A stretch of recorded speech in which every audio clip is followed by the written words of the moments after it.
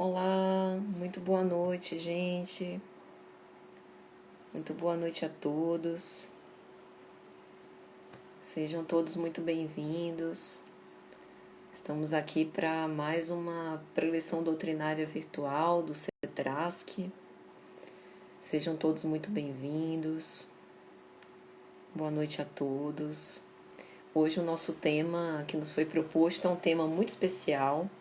Queria só pedir um retorno para vocês, se o áudio tá legal, se vocês estão me vendo direitinho. Mas hoje o tema é muito reflexivo. Eu levei alguns dias, pensando sobre esse tema, sobre como a pandemia afeta a nossa realidade social, está afetando, né? Porque a gente está falando de um processo que está em andamento. Obrigado, Lima, pelo retorno. A gente está falando de um processo que está em andamento, que a gente está vivendo isso, né? Para muitos de nós de uma forma inédita. E agora a gente está diante do testemunho cristão, da oportunidade que a gente tem de testificar os ensinamentos que nós vimos desenvolvendo teoricamente, né? Pelo menos testificar de uma forma mais intensa. Oi, Sandra, boa noite, Enê, Lísia, sejam bem-vindos. Obrigada, Sandra, pelo retorno. Então, gente, vamos lá. Hoje, boa noite, Aninha. Hoje a gente pretende responder aqui algumas questões, né? A primeira delas, como que a pandemia vem alterando, né, ou alterou a forma da gente se relacionar. É interessante a gente pensar nesse formato de preleção doutrinária em que a gente está, embora fisicamente distantes, próximos, né? Daqui da minha casa, vocês eventualmente da casa de vocês, ainda do trabalho ou de outro lugar, mas cada um de um lugar mais ou menos confortável para que a gente possa se unir psiquicamente para fazer algumas reflexões em torno do Evangelho para as questões da nossa vida. Então a pandemia nos colocou primeiro esse grande desafio da gente precisar modificar as nossas formas de se relacionar, a forma de trabalhar, eventualmente, né? Quem pode trabalha no modelo home office, quem não pode, muitos estão desempregados, infelizmente, arranjaram outras formas de trabalhar. A casa espírita passou por uma espécie de virtualização dos seus conteúdos, né? Na forma de apresentação de palestras, de grupos de estudos, de formas de estar em contato, de consolar, atendimento fraterno pelo WhatsApp. Então, como que isso mudou a forma como a gente sente, a forma como a gente conversa, como a gente estuda, como a gente trabalha, como a gente vive mais em família, que eventualmente esse período mais dentro de casa nos colocou nesse ringue, né?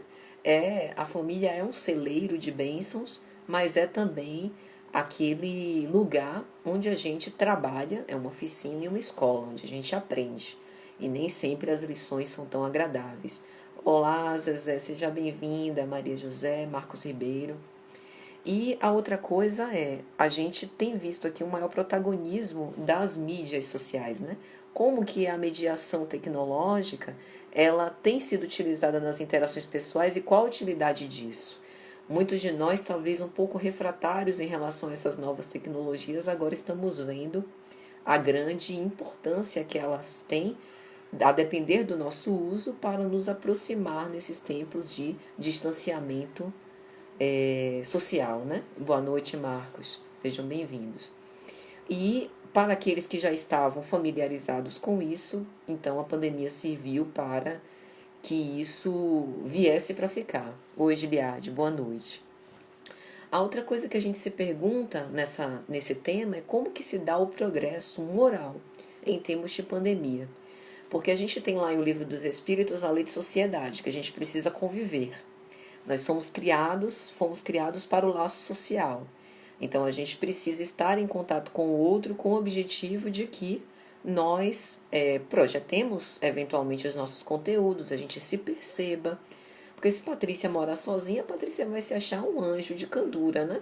Patrícia não se irrita com nada, não incomoda ninguém, também não convive com ninguém, né? Ninguém tira a Patrícia da zona de conforto. Quando a Patrícia quer ficar em silêncio, liga uma TV. Então, nesses tempos, por incrível que pareça, isso é super interessante. Boa noite, Cida. em que a gente está distante da sociedade enquanto comunidade, né, além das portas da nossa casa, a gente está mais presente em família. E é nas relações familiares, nas relações intramuros que a gente se mostra mais, como a gente verdadeiramente é. São nessas relações mais íntimas que a gente mais se fere, que a gente também mais se alegra, né? Pense, por exemplo, no nascimento de um filho. É algo extraordinário de felicidade, né? Para qualquer pessoa. Quanto mais aquelas que se preparam para esse momento. É também um momento triste da gente experimentar o luto, eventualmente, né?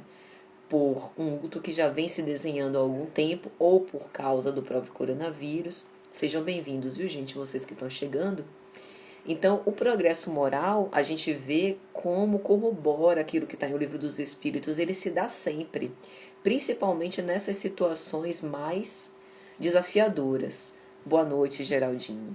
E as atividades relacionadas à casa espírita, ao centro espírita, a gente vê que elas também estão sendo modificadas, né? Então, dificilmente as coisas serão como eram antes, continuarão a ser.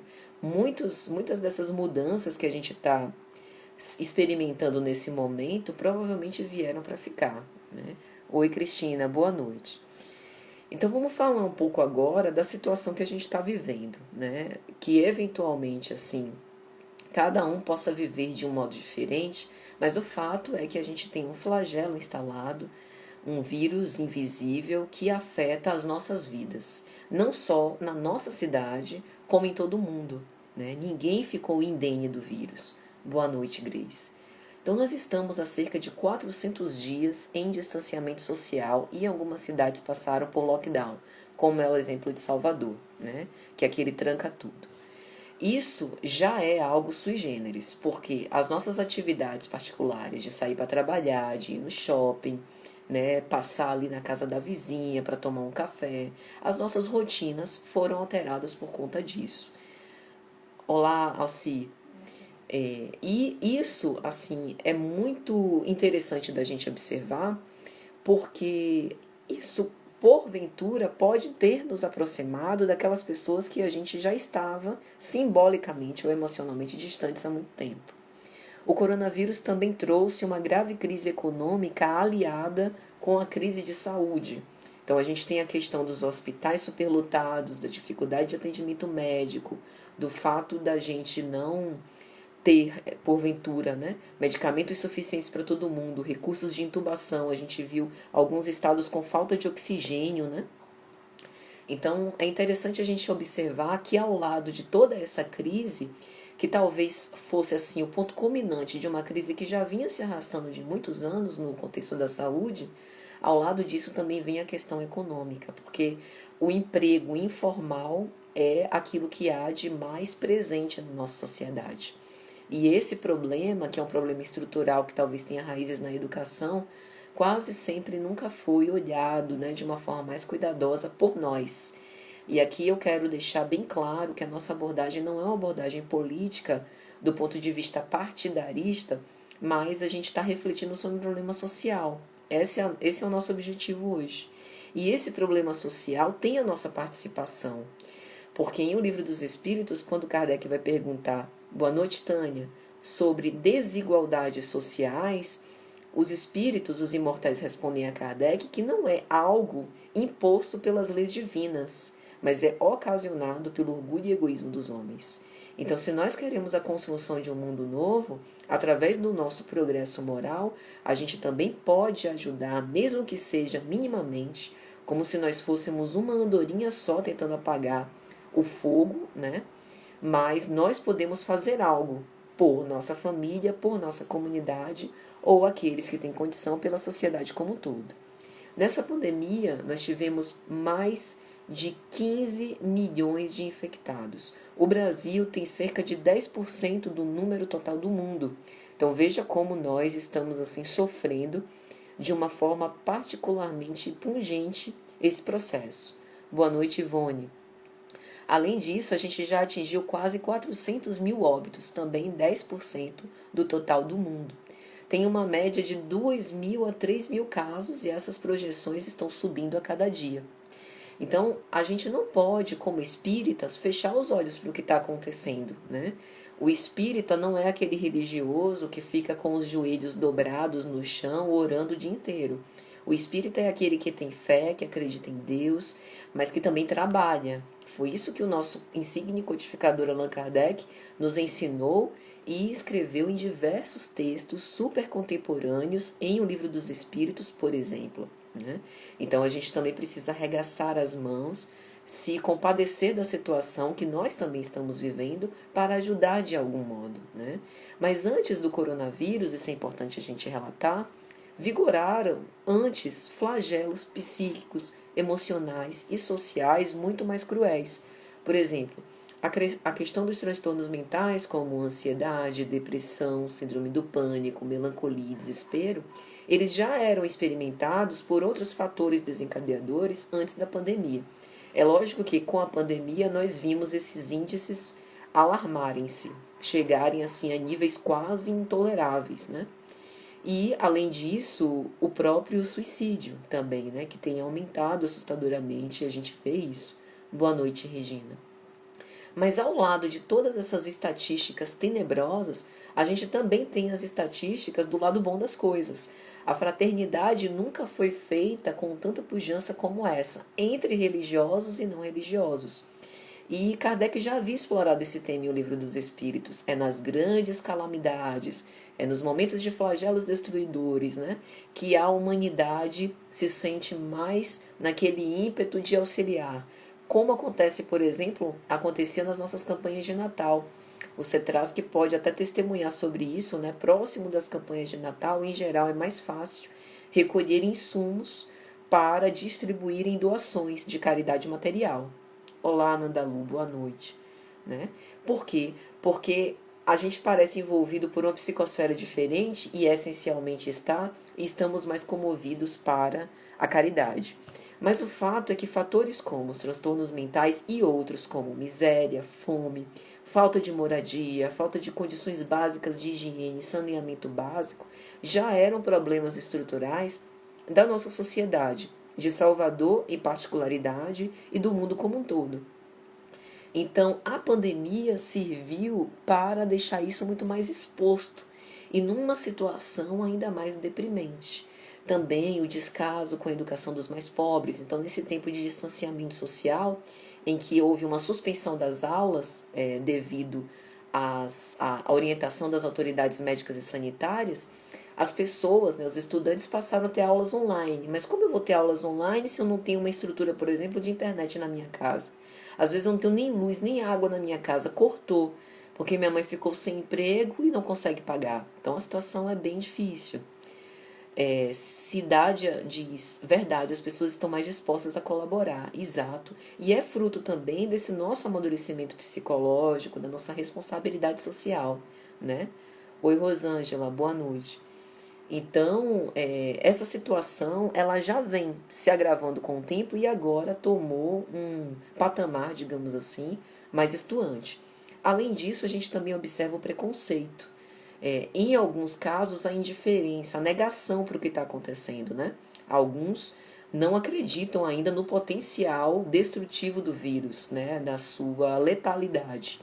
E fazem eventualmente algumas aglomerações, né? É aquela coisa da gente ter algum mecanismo de fuga em que se ancorar por conta da realidade ser insuportável, né? Olá, Jussara, boa noite, Rosângela. Então, isso tudo nos serve para a gente avaliar que o fato é que houve também um aumento da desigualdade social em tempos de pandemia, não obstante a fraternidade para poder amainar esse débito e fazer com que as pessoas não passassem tantas dificuldades. Os vulneráveis e os invisíveis sociais, aqueles que vivem, né, em condições de rua, eles tiveram uma condição piorada. Boa noite, Luísa. Quando a gente sai, eventualmente, né, para ir no mercado, ir na farmácia, em algum lugar, ou para ir trabalhar, a gente vê a quantidade de pessoas em condição de rua que passam a se adensar próximos estabelecimentos para poder, por exemplo, pedir esmolas, né? Na educação, a gente tem esse exemplo do acesso à tecnologia. Para quem tem essa oportunidade, continua estudando. né? Alguns governos, prefeituras, disponibilizaram, por exemplo, a estrutura das escolas com internet e alguns equipamentos para aqueles estudantes que não têm condição em casa. Mas isso, assim, em totalidade, não contribui muito para modificar a desigualdade, né? É como se o buraco fosse muito mais estrondoso do que eventualmente essas nossas ações. Mas tudo atua com o objetivo de dirimir. A gente observa que é exatamente como os imortais dizem a Kardec em O Livro dos Espíritos, a desigualdade ela só vai conseguir ser efetivamente extinta quando nós, em particularidade, nos conscientizarmos pelo todo. E quando essa consciência ampliar-se para o maior número de pessoas, né? Então, a gente vê também o caso do acesso aos médicos, né? Acesso a médicos, a assistência psicológica, por exemplo, os recursos popularizados no caso de telemedicina, né? Tem pessoas que não têm a possibilidade de acessar o recurso de telemedicina através desse meio, ou atendimento online na área de psicoterapias. Tem pessoas que moram na zona rural, no meio da roça, e não têm condição de dispor dessa estrutura. Então, o mesmo se dá, por exemplo, para aquelas pessoas que fazem parte das minorias, como os quilombolas, os indígenas, né, os povos ciganos. Todos esses também fazem parte da nossa sociedade. É interessante a gente ampliar também a nossa visão, né? Porque a realidade social, ela é, assim, bastante diversificada. Então, é justamente nesse ínterim que entra a nossa consciência coletiva.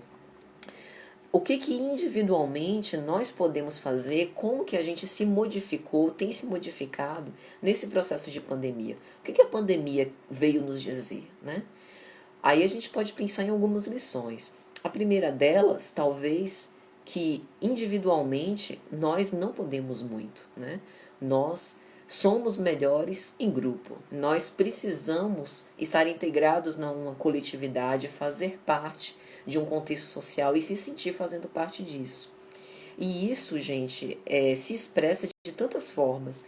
Não apenas quando a gente vai no mercado e separa, assim, 2 quilos de feijão e arroz para deixar na porta do centro para ele fazer a doação. Não apenas quando a gente passa na rua e vê alguém em situação de fome e compra alguma coisa para dar para aquela pessoa. Mas, sobretudo, caridade, né, e consciência coletiva no sentido de quando a gente for no mercado, comprar apenas o suficiente para a gente. A gente observou, logo no início da pandemia, algumas expectativas de desabastecimento, porque as pessoas corriam para o mercado para encher os seus carrinhos, aquelas que tinham condição financeira, e garantir a feira de 3 meses. Só que a gente tem uma lei capitalista, que é a lei da oferta e da procura, e aqueles que não têm muito dinheiro sobrando não conseguem acompanhar a alta dos preços. A gente vê o quanto que a gente teve inflação nos preços do mercado, dos remédios e até de bens de consumo nesse período. Infelizmente, também houve esse tipo de exploração do mercado. Mas a gente, enquanto consumidores conscientes, veja as repercussões que a gente tem do conhecimento espírita para o nosso dia a dia, né? Enquanto consumidores conscientes, a gente usa aquilo que é necessário, né? Se preocupando também com aqueles que não podem pagar muito, né? E essa situação, ela nos convida para isso, a olhar o quanto o pouco que a gente tem já é muito, porque tem aqueles que não têm nada e a quem falta tudo, né? A caridade material, ela também se expressa enquanto caridade, como aquela caridade moral de ouvir aquele que está em desespero, dar, né, passar um pouco do vasto conhecimento que a gente já tem para dar esperança no futuro, dizer que nem tudo está acabado, né? Então, talvez a pandemia tenha nos servido também para a gente repensar aquela frase, né, que de vez em quando ronda as nossas rodas de conversa, de que o problema não é meu, de que esse problema tem que ser resolvido pelo político em quem eu votei, que ele é o responsável por isso, né? Porque a responsabilidade coletiva nos leva a ajudar no que a gente puder, né? Independente se a gente pode muito ou pouco, o Espiritismo nos ensina que nós estamos aqui juntos para nos ajudar. e que o mérito está em função do máximo que a gente pode dar, né? Então esse sacrifício pessoal, esse reconhecimento, né, do que a gente pode fazer, ele também passa a eu parar de olhar só para os meus problemas e também olhar para a realidade dos outros e tentar ajudar como puder. E nesse período a gente, como a gente já comentou, a gente tem visto algumas iniciativas de ajuda fraternal, né, para tentar amenizar um pouco a situação tão difícil de muitas famílias. Então, muitos de nós podemos auxiliar nesse sentido, né, ajudando instituições solidárias que estão sensibilizados pelas causas sociais. E este é um dos pontos esperados, né? Assim nós pensamos pela pandemia. Porque a realidade social mostrará como é fundamental nós sermos colaborativos. Se a gente já não tinha esse pensamento, aí a gente vai começar a ter. Eu me lembro da instituição cristã primitiva, né? Na época que Pedro, Felipe, Tiago, João e outros se uniram para formar ali a Casa do Caminho, como eles se revezavam e se dividiam nas tarefas. Tinha a tarefa de assistência, de caridade material, então tinha alguém que preparava comida para aquele monte de famintos, de leprosos, de velhinhas, de velhinhos, de crianças, de pessoas desamparadas que procuravam a Casa do Caminho como último recurso. Tinha aquela equipe doutrinária que preparava as pregações, que fazia imposição de mãos para poder efetuar algumas curas, se assim fosse da vontade de Deus, né? Tinham aqueles que ficavam gerenciando os recursos e distribuindo esses recursos com equidade, ou seja, dando mais àqueles que mais necessitavam. Todos os que chegavam na igreja cristã primitiva, na Casa do Caminho, davam os seus bens. E aqueles bens eram repartidos de acordo com a necessidade daqueles que estavam lá. Eu sempre penso na igreja cristã primitiva quando eu olho para a casa espírita. Por quê? Porque nós, enquanto cristianismo redivivo, né, enquanto tentativa de reviver o cristianismo dentro do espiritismo, a nossa agremiação a uma casa espírita deveria suscitar em nós justamente esse espírito de fraternidade, esse espírito de solidariedade mútua, da gente conhecer o problema do outro, saber o que é que pega na casa de tal, quem é que está desempregado, quem é que está empregado, quem pode ajudar esse mês, quem pode colaborar com um serviço voluntário um pouco mais, ou quem está começando num novo emprego e não pode ter tanto tempo, né, para dispor. Então, esse conhecimento bem pessoal daqueles que são frequentadores da casa acaba gerando esse ambiente de fraternidade. Então, talvez a pandemia também seja importante para a gente refletir sobre essas coisas. Se a gente estava meio que distanciado, só indo no centro para ver palestra, tomar o passe e pegar a água fluidificada, né, ou comprar algum livro, agora a gente pode olhar para a casa espírita como uma instituição que está presente nas horas mais difíceis também, que precisa da gente. Eu acho esse ponto super importante, porque às vezes a gente vai no centro para receber. Muitos de nós entramos numa casa espírita com esse propósito, né? A gente provavelmente estava numa situação assim muito ruim de vida, né? Passando por um problema emocional muito doloroso, um luto, um desemprego, um vazio existencial, deprimido, né? Muitos tentaram suicídio e foram lá para receber uma mensagem fraterna e amorosa. E aí a gente bebe da fonte, né? Bebe dos ensinamentos de Jesus através dos mentores espirituais da casa, dos trabalhadores abnegados da casa. E depois, né? Qual o nosso contributo para que aquela obra agora sustente outros caídos pelo caminho que vão procurar a mesma instituição, né? Será que a gente também, depois de sãos, depois de refletidos, dos olhos abertos, a gente também contribui para aquele lugar, né, no qual a gente bebeu, foi beneficiado? Então isso também é responsabilidade coletiva e ajudar de algum modo. E essa colaboração, ela vai desde atos muito simples até espalhar sorrisos, mensagens edificantes, mensagens construtivas, né? Evitando replicar mensagens perturbadoras, mensagens de crimes, né? Mensagens falsas, até a caridade a quem mais precisa. É incrível falar sobre isso, mas é verdade. O fato da gente não replicar o mal já é um bem que a gente faz. Porque muitas pessoas, infelizmente, se deixam associar com esse clima de pesar, de desânimo, de desespero e embarcam na onda. E aí começam a acompanhar aquele volume de informações que a gente não dá conta de tudo, né?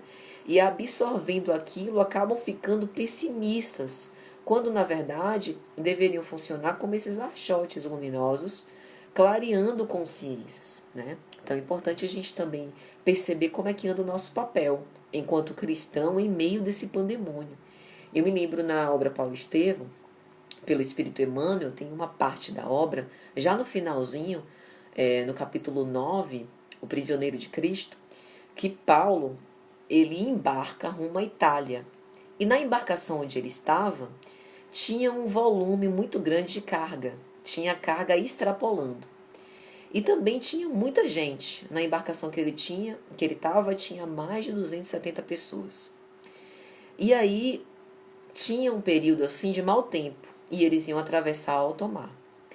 Paulo tem uma intuição. Para quem não conhece muito a história de Paulo, durante a obra e em Atos dos Apóstolos, a gente vê o despertar das faculdades medianímicas de Paulo. Paulo tinha uma mediunidade muito forte. E a gente vê isso em vários exemplos, nas experiências de emancipação da alma que ele tem, nas visões que ele tem, nas intuições, nas curas que ele faz, né? E ele tem uma intuição de que a embarcação vai passar por um sossobro, ou seja, vai ter uma tempestade, uma tormenta em alto mar e eles vão passar por maus bocados. Aí o que é que ele faz? Ele faz uma confidência ao centurião romano, ele estava indo como preso, saiu de Jerusalém como preso, indo para a Itália. Ele fala com o centurião romano fala com o comandante e o comandante diz que nada, está tudo sob controle. Pode ficar tranquilo que isso daí a gente vai passar numa boa por isso. Resultado, 14 dias de tormenta em alto mar. Todo mundo desesperado, desanimando, sem querer comer, aquele enjoo, aquela coisa. E Paulo firme na sua fé, né? E ele aproveita esse tempo para poder fortalecer os seus irmãos, soerguê-los na fé, falar do Evangelho de Jesus, falar sobre confiança, que tudo vai passar. Então, resumo.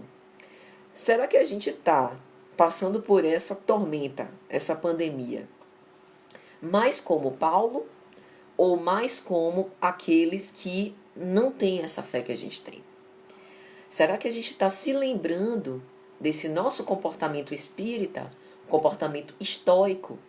Espírita sente medo, espírita tem incertezas, espírita se questiona, espírita sofre a morte, né? Espírita tem necessidades materiais, mas espírita não deve desistir. Espírita não deve desesperar. Por quê?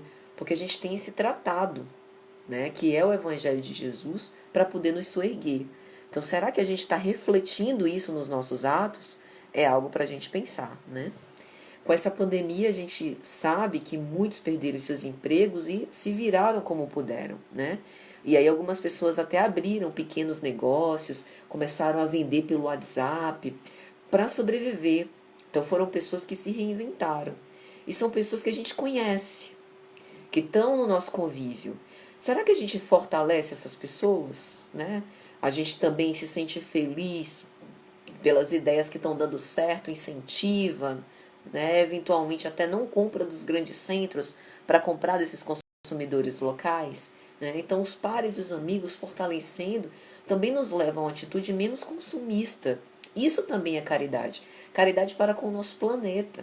Às vezes a gente pensa que ecologia, ambientalismo é só coisa de gente que não está muito engajada. Pelo contrário, ambientalismo é engajamento, né? A gente se preocupar com o nosso planeta. Aquele que nos dá a condição de ter as nossas experiências de provas e expiações. Aquele que foi moldado pelas mãos divinas de Jesus como Emmanuel trata na obra A Caminho da Luz. Então a gente precisa cuidar do que a gente tem. Oi, Conceição, boa noite. Então, tudo isso também passa, né, pelo que o espírita faz. E, assim, uma coisa interessante também que muda a nossa realidade social é o aspecto de higiene, que a gente também aprendeu com o enfrentamento desse vírus, né?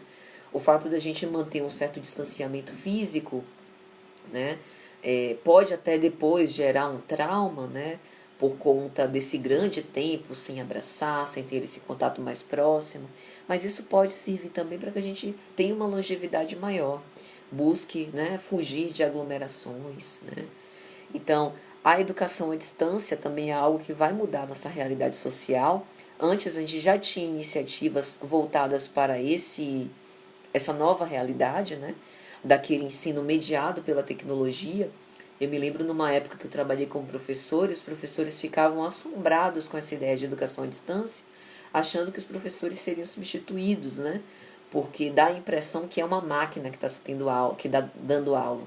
Mas na verdade, por trás da tela tem um ser humano que precisa organizar a sua aula e precisa fazer isso de uma forma criativa, né? De uma forma que todas as pessoas, todos os alunos se sintam interessados para se manterem atentos, né? Mesmo em relação a essa mudança. Nery faz uma pergunta: a qualidade dos atendimentos nessa nova realidade é satisfatória? É uma boa questão, viu, Nery? Eu não sei se você está falando dentro do contexto da casa espírita, né? Os atendimentos, por exemplo, atendimentos fraternos, né? Ou os atendimentos voltados para, eventualmente, para as nossas profissões, né? Ou atendimento interpessoal. Mas é um desafio que a gente precisa vencer até para que a gente possa desenvolver essa habilidade. Isso é interessante. A pandemia nos mostrou que nós aprendemos, né? Nós podemos desenvolver competências, habilidades, se nós estivermos engajados e interessados para tanto. E algo também que muda a nossa realidade social e veio com a pandemia é da gente não adiar os nossos planos e sonhos, né? Olá, Guima, boa noite. Quantos de nós que... Deixa eu só ler aqui um comentário de Aldaci. Estou ensinando à distância, uma experiência valorosa, nada se perde. Olha que interessante o comentário dela, né? Porque é um grande desafio para o professor e também para o aluno, mas é uma forma de manter o vínculo também, né, nessa situação. Então, uma outra coisa também que muda, né, com a nossa realidade social, nesse período de pandemia, é isso do adiamento dos planos e sonhos. Até o momento em que essa pandemia chegou, lá em março de 2020, né, aproximadamente, garanto que muitos de nós tínhamos tudo que a gente ia fazer para a nossa vida planejado, né? Sei que no Natal vou visitar os meus familiares lá no interior, ou vou viajar para um lugar que eu quero muito. Ano que vem estou planejando fazer uma segunda faculdade, trabalhar em outra coisa, enfim, muitos planos. Do nada vem o primeiro caso de coronavírus. Eu não sei vocês, mas eu ainda me lembro da sensação que eu tive quando eu vi o primeiro caso noticiado aqui no Brasil. Ah, isso daí deve ser uma daquelas coisas, né? Do tipo, alguma febre, alguma gripe nova, né? E logo isso vai ser superado. Enfim, a gente no início, provavelmente, a maioria de nós não tinha noção do impacto desse vírus para as nossas relações e para a situação do mundo. Em pouco tempo, pouquíssimo tempo, a situação se alastrou de um modo, começaram a multiplicar os casos, né? E a gravidade do desenvolvimento da doença tomou uma proporção antes nunca vista. E aí a gente se viu nessa questão. Nós não estamos diante de algo comum, de algo banal. A gente está diante aqui de uma prova coletiva, de um flagelo destruidor, tal qual a gente tem lá em O Livro dos Espíritos. Então isso nos faz pensar que a gente não tem real controle sobre nossas vidas. O livre-arbítrio concedido pelo Pai como instrumento importantíssimo, precioso para que a gente possa tomar as rédeas da nossa existência, deve ser usado com cuidado, com atenção, com responsabilidade. Mas a gente não pode dar conta de tudo, né? A gente pode fazer o máximo, mas o tempo chamado hoje é um tempo impostergável, é insubstituível. O passado a gente não pode manipular. A lei de causa e efeito vai dar conta dele. Mas e o futuro, a gente até que tenta, né, fazer algumas projeções e expectativas, mas a gente não pode delinear com certeza. Parte desse futuro vai ser construído pelas nossas ações do presente. Então, o fato do adiamento de planos e sonhos também é algo que muda nessa nova realidade social. A gente tem dado mais importância ao tempo presente, à oportunidade que a gente tem agora, né? A oportunidade que a gente tem de fazer a diferença agora. E a gente sabe que nessa realidade social tem algumas situações que são bastante difíceis. Por exemplo, a gente entende as recomendações médicas e sanitárias do distanciamento social, da gente ficar mais em casa, mas a gente sabe que ao lado disso, muitas pessoas precisam sair de casa para pegar o pão de cada dia. Então, uma outra percepção que a gente tem é que deve-se oferecer, ao lado dessas medidas, subsídios, né, de serviços de saúde, desenvolvendo ações integradas com moradia e assistência social, né? Porque para além dessa grande guerra biológica, a gente também está passando por uma guerra civilizatória, ou seja, a pandemia deve nos levar à nossa mudança de postura perante a vida, né? A nossa mudança de atitude para que a gente possa alterar as nossas prioridades, né? Inverter as nossas prioridades e agora dar valor àquilo que realmente seja importante. E do quanto é importante também o nosso papel enquanto participantes desse corpo social. A gente não pode delegar isso apenas às autoridades políticas. Tem uma mensagem de Emmanuel em que ele vai refletir sobre isso, né? De quem é a responsabilidade? Será que a responsabilidade é daquele governante em quem eu votei? É daquele que tem mais dinheiro que eu? É do comerciante? É do empresário? É do cientista, né? A responsabilidade é conjunta. A responsabilidade é de todos nós. E essa crise decorrente da pandemia reforça a necessidade urgente da gente criar estratégias para vencer essa desigualdade que ainda é tão assombrosa. Gabi faz um comentário, né? E infelizmente o comportamento de alguns não colabora. Gabi, eu não sei se você concorda, mas é também uma proposição dessa nova realidade social. A gente está vendo na prática como é o nosso comportamento. A gente está, primeiro, se reconhecendo. Olha como é que eu ajo numa situação extrema como essa que a gente está vivendo. Olha como é que aquele que está convivendo comigo age numa situação como essa, né?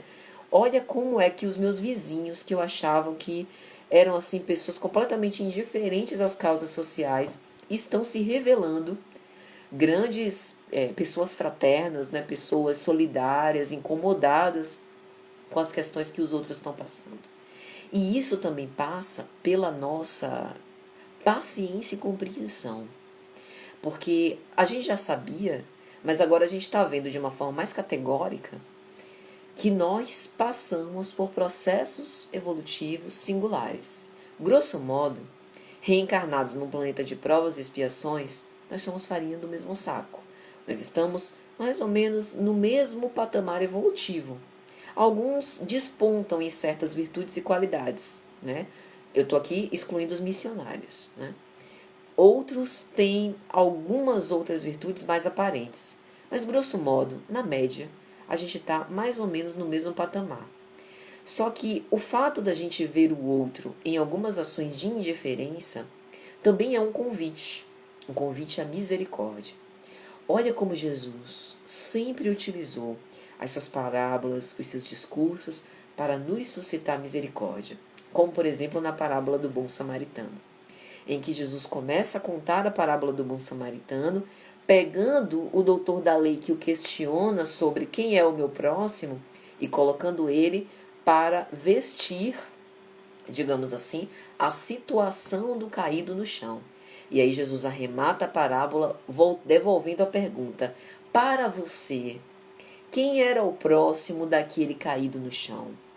Como a dizer, pare de se colocar quando a gente fala sobre caridade, sobre salvação, sobre reino dos céus, pare de se colocar na condição daquele que faz a caridade, que está na condição do ajudador, né? Em termos de caridade, se coloque também na condição do ajudado, porque muitos de nós somos ótimos para ajudar os outros, mas muitas vezes esquecemos da ajuda a nós mesmos. Muitas vezes perdoamos o que o outro nos faz, mas não nos auto-perdoamos. Então, quando a gente vê essas pessoas com esses comportamentos, é também um movimento da gente se condoer. Poxa, que pena, ele ainda não despertou nesse princípio, ele ainda não abriu os olhos, né, para essa perda de tempo. Talvez ele até se arrependa mais tarde. Mas eu, que já estou desperto, que já estou tendo um entendimento melhor, eu vou aproveitar e vou orar por ele. E vou falar algo, se eu tiver a oportunidade, para quem sabe suscitar nele, despertar esses sentimentos, fazer com que ele veja de outro modo, né? Lógico, aqui dependendo da relação que a gente trava. Mas isso também é solidariedade fraternal. Também é participar desse corpo coletivo, né? Porque é também a gente se importar com essa indiferença, né? É lógico que a gente sabe que tem pessoas muito refratárias. Negam e pronto. Não quero saber, esse negócio de pandemia não me interessa, eu vou para minha festa, eu vou fazer minhas viagens, não vou ajudar ninguém e as coisas que se resolvam por si, né? Mas há alguns que nesse investimento que a gente faz de amor já se abrem, né? Já despertam. A gente sabe que a igualdade total ela é impossível. Kardec analisa isso em um livro dos Espíritos, até por conta da diversidade de talentos e talvez até indesejável de ser alcançada, né? Mas não há o que justificar o cenário que a gente está vendo, com tanta gente excluída, pessoas morrendo por obesidade e outras morrendo de inanição. Então isso é impensável. Além desses paradigmas, né? Dessas paradigmas não, dessas, como é que eu posso dizer, antínteses, né? Desses antagonismos que a gente vê em outros cenários, como na educação e na saúde. Por exemplo, no Brasil, a renda da parcela de 1% dos mais ricos é 85 vezes maior do que a dos 50% mais pobres. Na Europa, essas 85 vezes reduzem para 25 vezes. Só para a gente ter uma ideia da desigualdade, né? E assim, isso é importante para a gente ver o quanto que é relevante o mínimo que a gente faz. Porque eu também conheço algumas pessoas que dizem isso, né? Poxa, mas eu só posso dar 1 quilo de feijão por mês. Já é 1 quilo de feijão na casa de uma pessoa que não tinha nada. Ah, mas eu só fiz 10 sopas. Eu não vou distribuir isso na rua porque é muito pouco. Você vai deixar 10 pessoas que iam dormir com fome, saciadas. Poxa, mas eu só posso doar R$ 10 para a conta do centro. Gente, mas é menos R$ 10 que vai deixar de faltar, né? Fabi coloca aqui uma observação: conhecer as leis naturais e morais de alguma maneira faz com que não demos importância a algumas situações. Interessante, Fabi, sua pergunta, porque a primeira resposta que vem é lógico que não, né? O conhecimento desperta. Como é que alguém que tem conhecimento vai permanecer indiferente? Minha mãe tem uma expressão que eu gosto muito de repetir. Ela diz: em alguns de nós, o evangelho está na cabeça, mas ainda não desceu para o coração. Eu acho que é isso. O conhecimento por si só, ele não é suficiente para fazer o nosso progresso moral. Evoluir intelectualmente, a gente evolui sozinho. Se a gente quiser, de uma forma assim, autodidata, conhecer qualquer coisa e a gente tiver muito afinco para isso, a gente consegue. A gente se tranca em casa, pega bons livros e vai sair mais culto.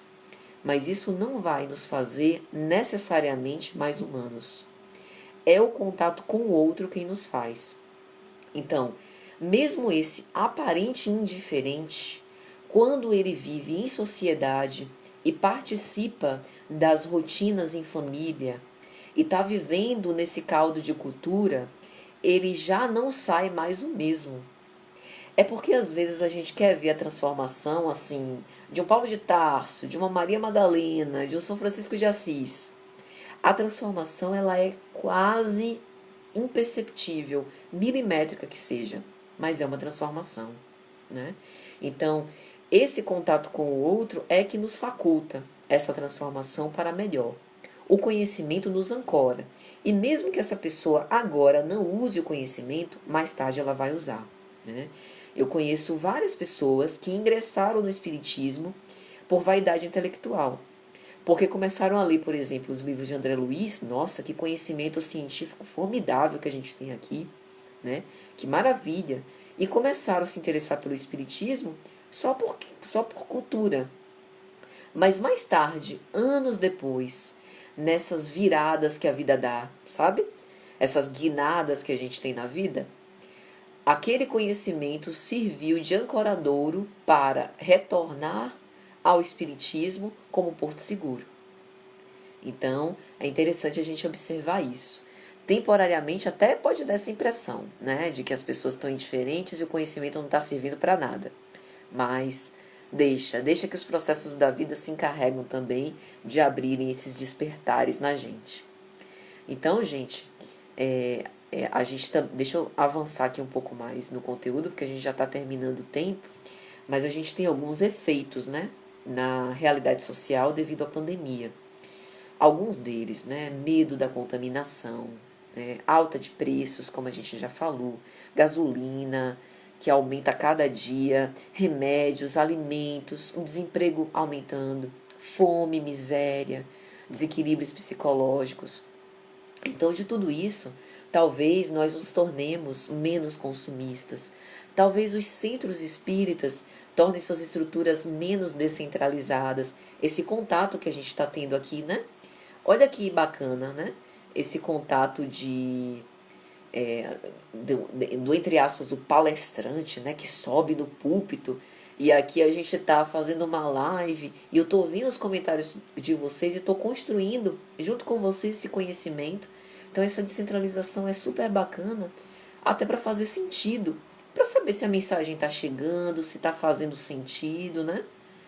Regina diz, sempre fica uma sementinha enraizando. Verdade, Regina. E obrigada a você, viu, Nery? E eu queria aproveitar o comentário de Regina para falar sobre evangelização. Evangelizadores, assim como a educação básica, não desistam, né? Todo investimento que puder ser feito, mesmo que na reunião online da evangelização, eu já ouvi isso. Ah, mas a gente prepara tudo bonitinho e aí na reunião da evangelização só vão 3 evangelizandos, né? Sou eu, um facilitador e mais 3 evangelizandos, né? Não tem problema, são 3 espíritos imortais, né? A gente precisa parar de se preocupar com essas besteiras. São 3 espíritos imortais que estão ali bebendo da fonte e que poderão, por sua vez, se tornar evangelizadores no futuro e transformar mais 3 espíritos imortais. E olha a mágica acontecendo. Solidariedade tem disso, né? Solidariedade tem disso, essa mágica da multiplicação. Jesus nos fala sobre isso quando acontece a multiplicação dos pães e peixes. Lembra dessa passagem?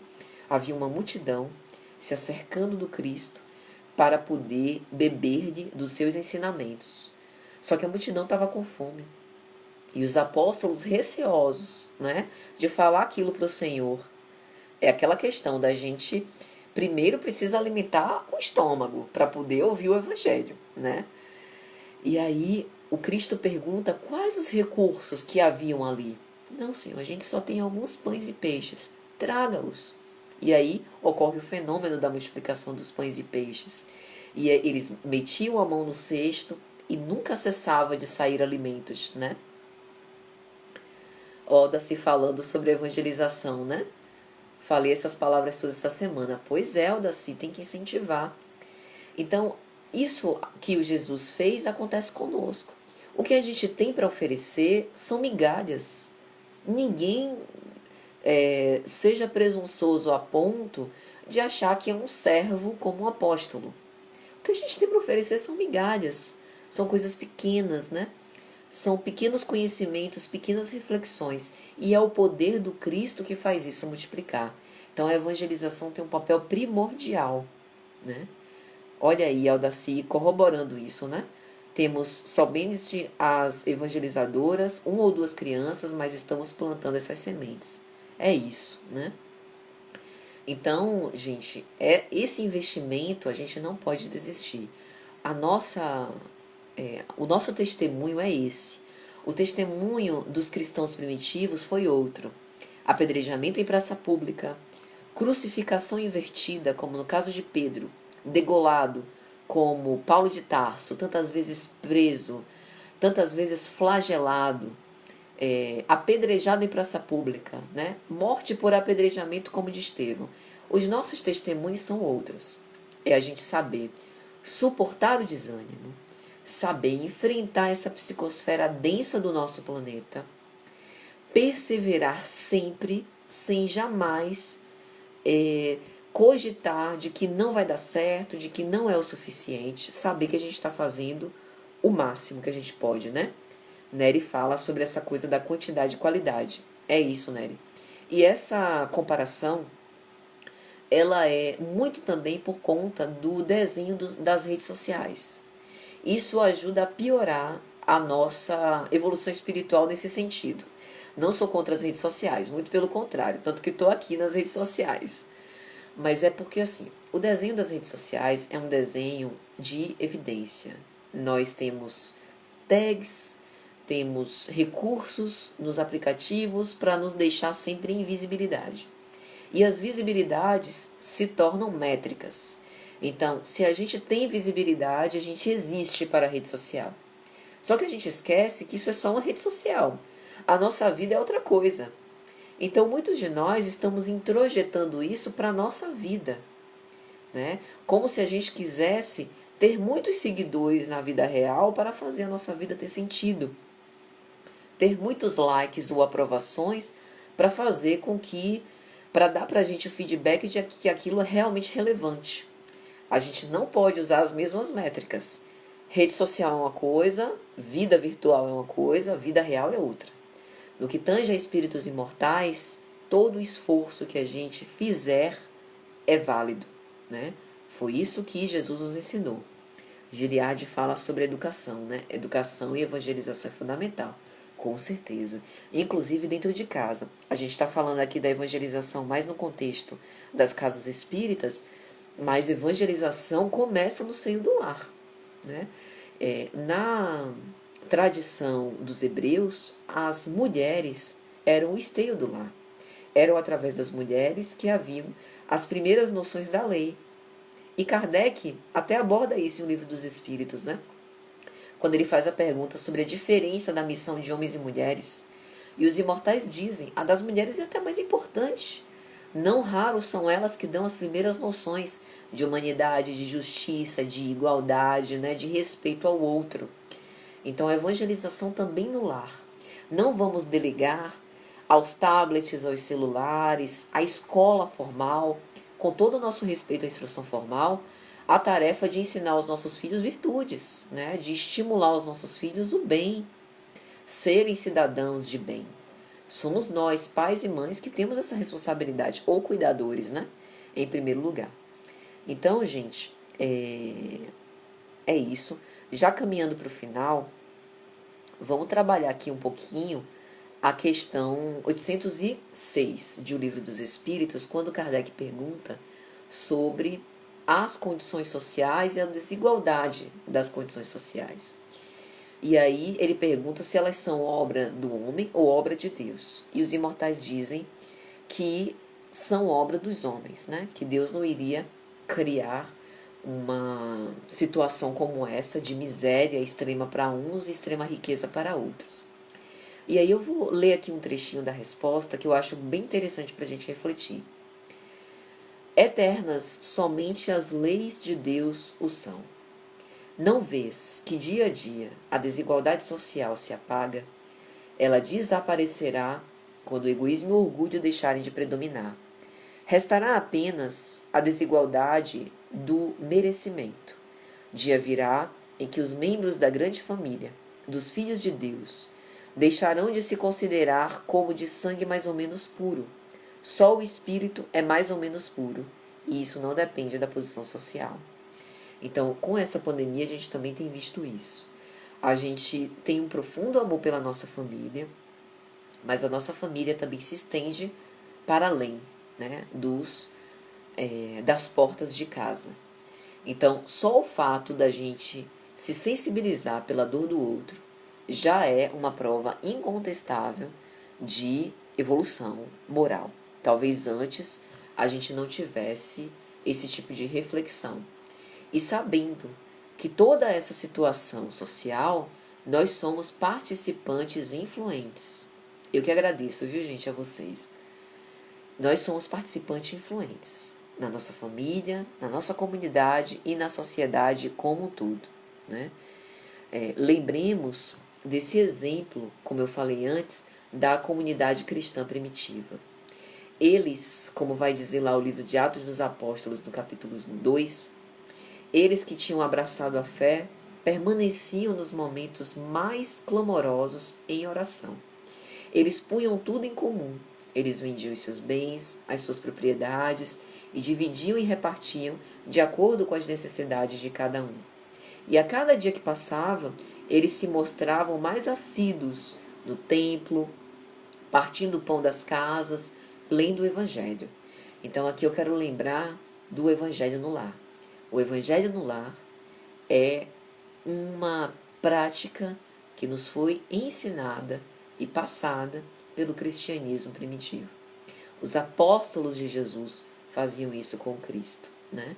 O Cristo falava sobre os seus ensinamentos, fazia-os refletir em profundidade sobre todos esses ensinamentos e depois eles repartiam o pão e comiam junto. Isso tem um simbolismo muito grande. A nossa família é também oportunidade da gente retomar esses ensinos evangélicos, falar sobre eles, dar a nossa interpretação, né? E depois comer o pão junto, com o objetivo de que todos nós possamos nos beneficiar sobre essa partilha. Então, desde já, eu quero agradecer a todo mundo que esteve aqui conosco, né?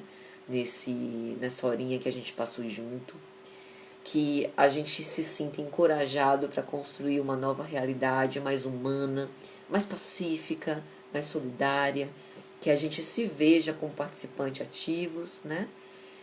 A gente sabe que essa pandemia vai passar, ela não vai durar ad eterno, ela vai passar e a gente vai sair mais fortalecido de tudo isso.